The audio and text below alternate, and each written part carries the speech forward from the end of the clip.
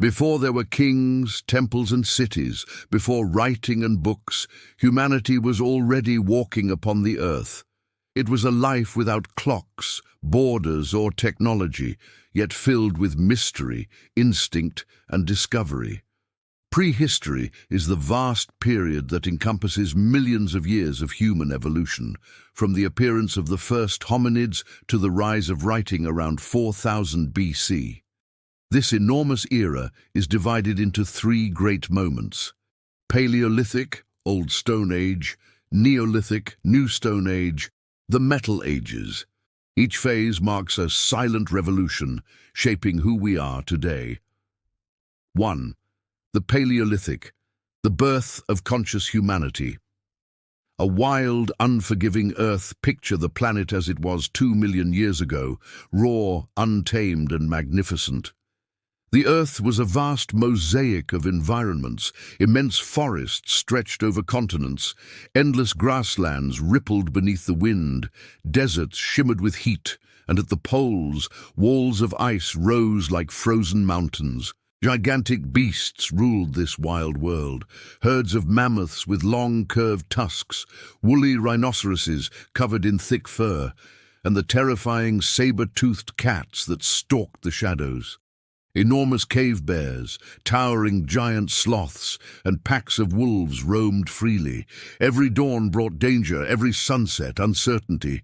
The planet itself seemed alive, volatile and unpredictable. Glaciers advanced and retreated, reshaping entire continents.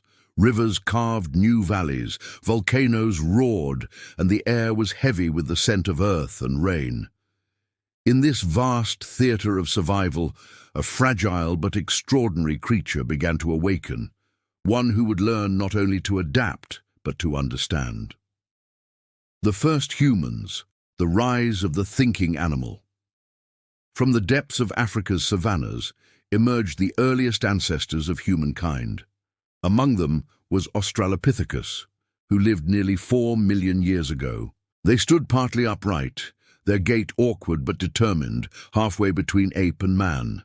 Their faces still bore the traits of the wild, yet behind their eyes flickered the faint spark of awareness. Then came Homo habilis, around 2.5 million years ago, the handyman. He was the first to pick up a stone, to shape it with deliberate blows, and to realize that a tool could extend his power. That simple act, striking one rock against another, marked a turning point in the story of life. For the first time, a being on Earth reshaped the world with purpose. Homo erectus followed, taller, stronger, and infinitely more curious. He learned to master fire, to tame its fury, and to use it as a servant instead of fearing it as a god.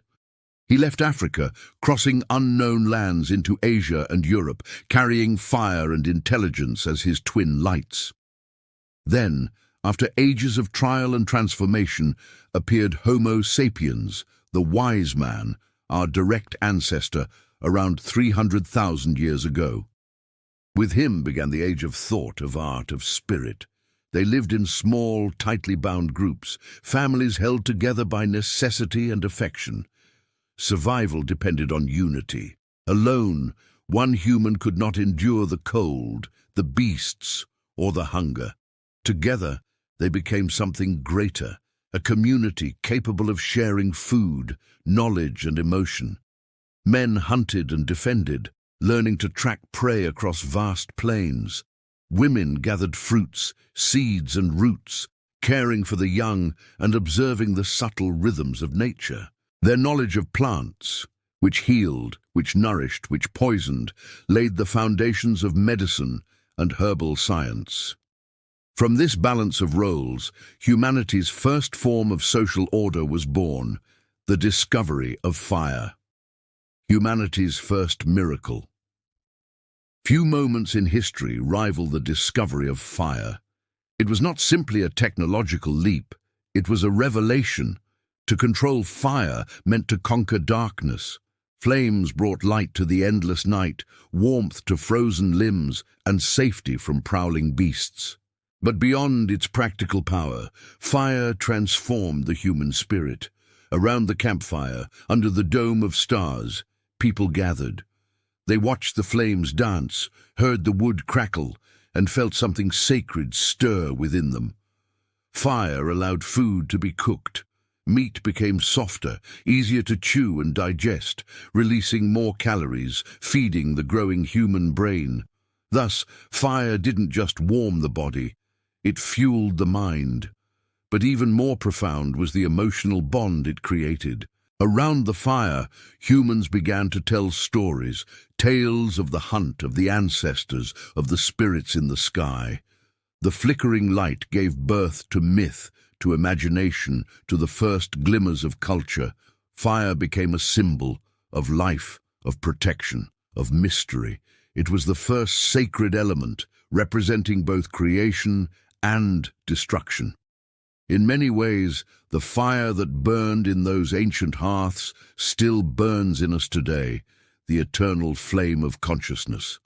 Tools and the dawn of practical intelligence. In the beginning, tools were crude, stones cracked and shaped by instinct more than design. But as generations passed, humans began to see the world differently. They learned to choose the right stones, flint for sharpness, obsidian for precision, basalt for strength.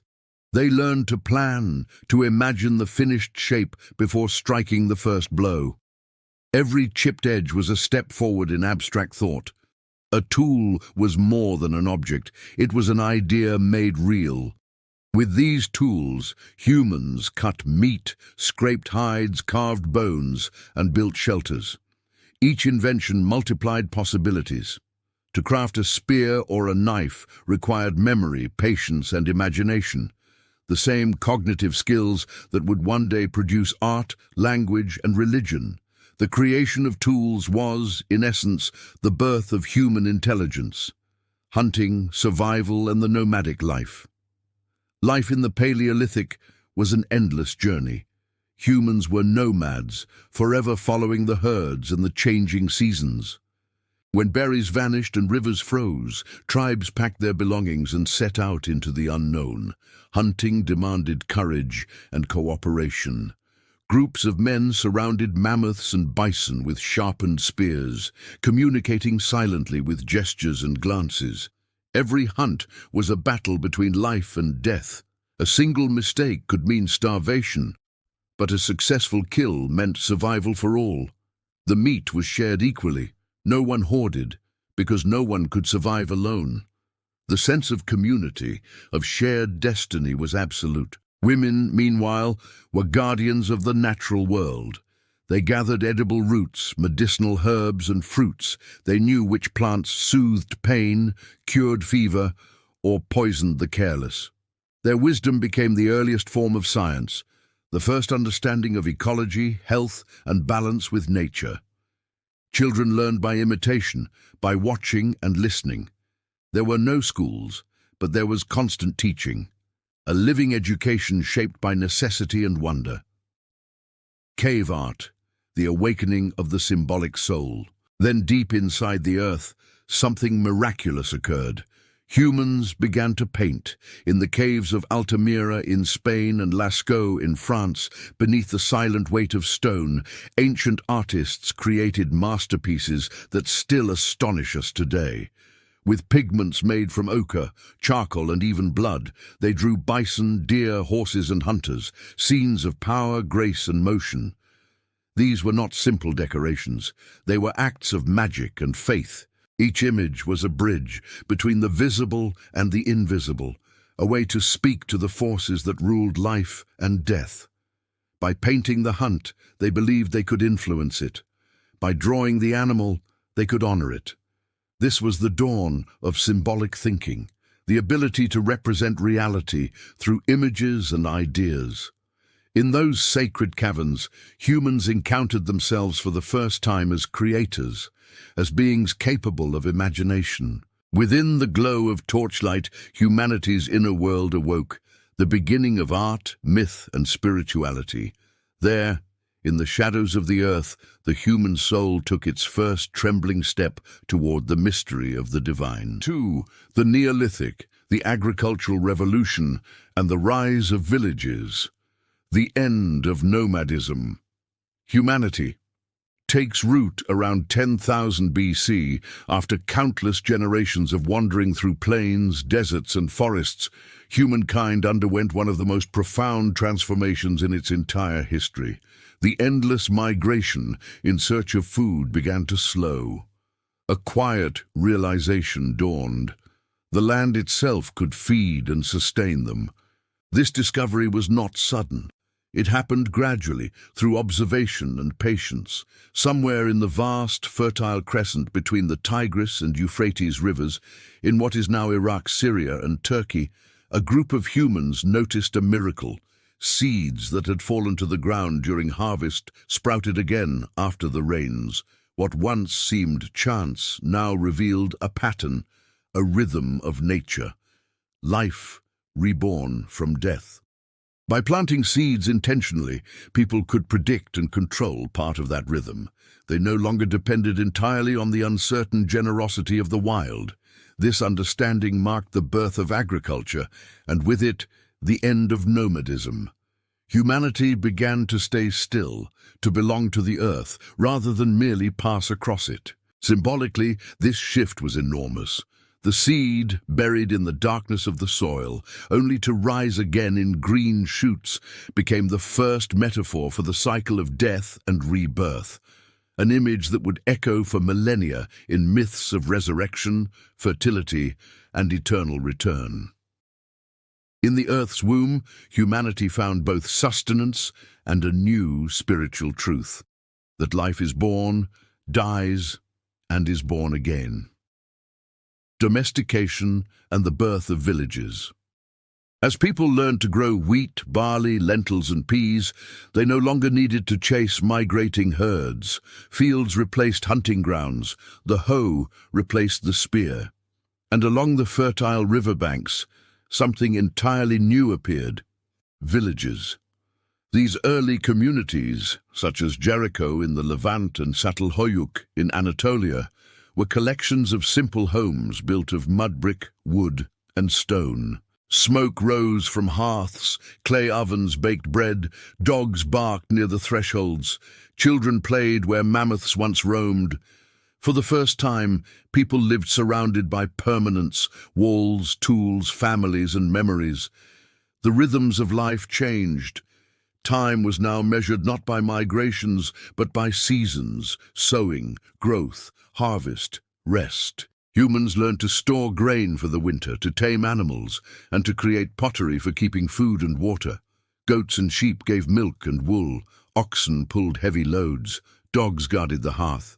The domestication of animals was not merely practical, it was emotional and symbolic. Humans began to see animals as companions, partners, and even sacred beings. The wolf that once hunted them became the loyal dog that protected them. Nature was no longer a constant enemy. It became a teacher and a mirror. Through agriculture and domestication, humanity entered a new relationship with the world, not only surviving within it, but shaping it. The wild earth was being tamed, and in that process, human consciousness deepened. New social and spiritual life. Permanent settlement changed everything. Not only the landscape, but also the structure of society and the spirit of humanity itself. As villages grew, people began to specialize. There were now farmers, shepherds, potters, weavers, builders, and healers. This diversity gave birth to the first sense of identity and social order. Some controlled the food supply, others led rituals or mediated disputes. The idea of property appeared: a piece of land, a herd, a home. With it came wealth, inequality, and the beginnings of leadership and governance. Elders and wise individuals guided the community. They knew when to plant, when to harvest, and how to honor the invisible forces of nature. Around them arose the first spiritual leaders, shamans, priestesses, or healers, who acted as bridges between the human and the divine. Death, too, took on new meaning. Instead of abandoning their dead, people buried them near their homes, sometimes under the very floors where they lived. The bodies were laid with offerings, food, tools, beads, and ornaments, as if preparing them for another journey. This was clear evidence of belief in an afterlife, the idea that the soul continues beyond the body. At the same time, reverence for feminine power flourished. The fertility of the soil and the fertility of women were seen as two reflections of the same mystery. The Great Mother, the giver of life, became the central divine symbol.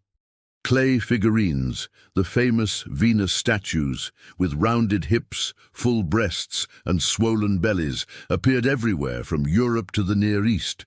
They were not mere art, they were prayers in form, expressions of awe before the mystery of life. Through these figures, humanity expressed its gratitude to the earth, to woman, and to creation itself. Pottery, weaving, and the birth of beauty in daily life. Once survival was secured, a new instinct awoke, the instinct to create for the sake of beauty.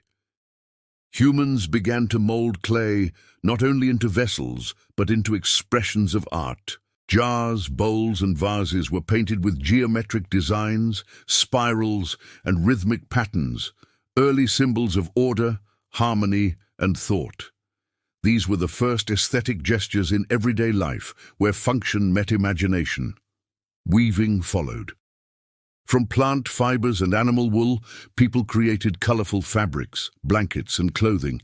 Every thread was an act of patience, every pattern a reflection of rhythm and continuity. Art in the Neolithic was deeply connected to nature, the sun, the moon, the rain, the earth, and the animals that sustained them.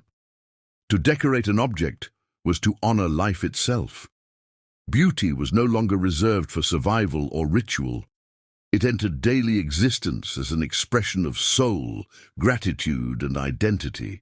Music, too, began to emerge. Simple flutes made of bone, drums of stretched skin. The air of the villages was no longer silent. It was filled with rhythm, laughter, and the hum of human creativity. A new dawn of consciousness. The Neolithic was more than a technological revolution. It was a spiritual awakening.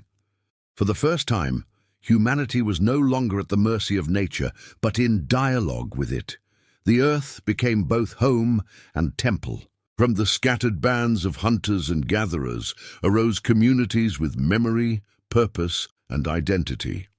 The foundations of civilization, agriculture, architecture, art, and religion all began here, in the villages that grew from the soil of the Neolithic world.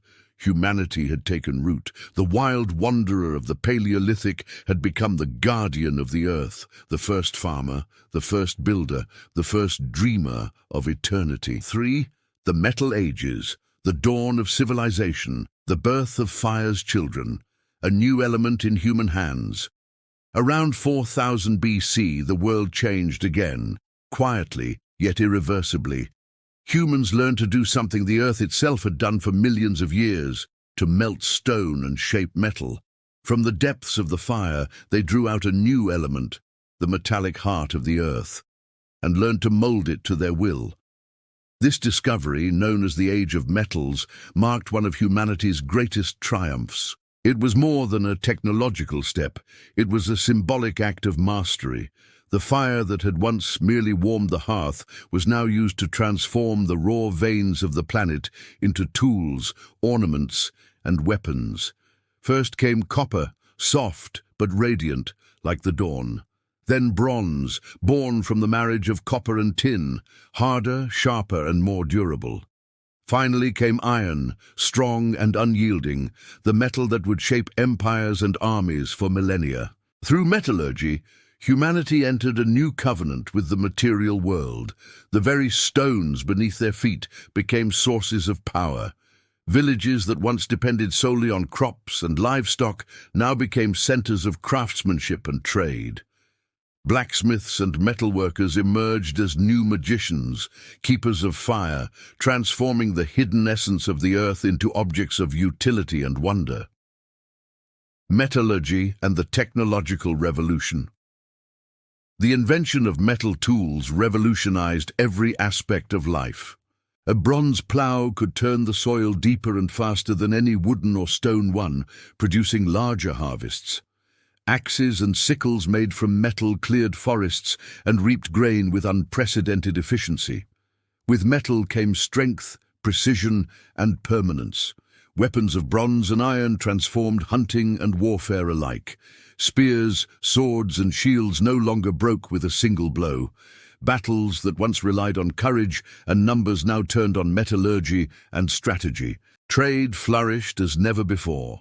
Rivers and desert routes became the arteries of early globalization.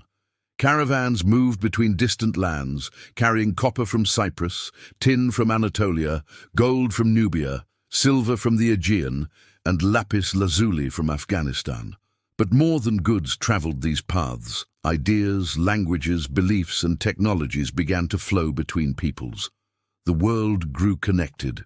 Human society, once isolated in small villages, was now part of a vast and dynamic web, the first human network, pulsing with commerce, invention, and ambition. In this age, the foundations of economy, craftsmanship, and diplomacy were born. The rise of cities and the invention of writing with abundance came complexity. Agriculture, now empowered by metal tools, produced surpluses that could feed hundreds, even thousands. Villages expanded into towns, and towns into cities, each with granaries, workshops, temples, and marketplaces. Along the fertile crescent of Mesopotamia, near the banks of the Tigris and Euphrates, arose cities that would forever mark human history. Uruk, Ur, Eridu, and later Babylon, the first great urban centers of the world. Their streets were alive with artisans hammering bronze, merchants bargaining over grain, and priests chanting before towering temples of mud brick. Smoke rose from forges and altars alike. The air itself seemed charged with purpose, the hum of civilization in its infancy. Further west, in Egypt, the city of Memphis emerged on the banks of the Nile, where monumental stone temples and colossal statues began to rise, reaching toward the gods of sun and river. As cities grew, society became structured, hierarchical. At the summit stood kings and priests, those who ruled not only by strength but by divine sanction. Beneath them were warriors, artisans, farmers, and laborers. Each had a place, a role, a destiny within this new social order. With complexity came the need to record. Farmers needed to count grain, merchants to tally debts, rulers to decree laws. Thus, somewhere in Sumer, a hand pressed a stylus into soft clay, and writing was born. The first symbols were simple marks representing numbers and goods, cuneiform, carved into tablets that dried hard in the sun. But from those marks came words, sentences, myths, and memory. For the first time, human thought could survive time itself. History had begun. Prehistory, the age of silence, had come to an end. Religion and power, the sacred order of the world. In the cities of the Metal Ages, religion took on new forms and meanings. The same natural forces that Paleolithic humans had feared and revered as spirits, rain, sun, fertility, death, were now personified as gods and goddesses with human faces, passions, and hierarchies. In Mesopotamia, people worshipped Anu, god of the heavens, Enlil, lord of the winds, and Inanna, goddess of love and war. In Egypt, the sun god Ra ruled the sky, Osiris presided over the afterlife, and Isis, mother of all life, embodied magic and compassion. Each city had its patron deity, its sacred temple, and its festivals marking the turning of the seasons. Priests became intermediaries between heaven and earth, managing offerings, rituals, and celestial calendars. Temples were not only places of worship, but centers of education, astronomy, and administration. The link between religion and politics tightened. Kings no longer ruled by might alone, but by divine right. They were seen as chosen by the gods or descended from them. The Pharaoh of Egypt was the living Horus. The king of Ur was the shepherd of his people under the eyes of the divine. This union of spiritual authority and political power gave rise to civilization as we know it. complex, ordered, and deeply symbolic. Every law, every monument, every ritual echoed a single truth, that humanity had found its place within the cosmic order and that the gods had entrusted them with the care of the world. 4. The inner life of prehistoric humans. Before writing, before empires, the human soul had already awakened. Our prehistoric ancestors were not merely survivors. They were feelers, dreamers, and seekers of meaning. They loved and feared, mourned their dead, gazed at the stars, and wondered why the sun returned each morning.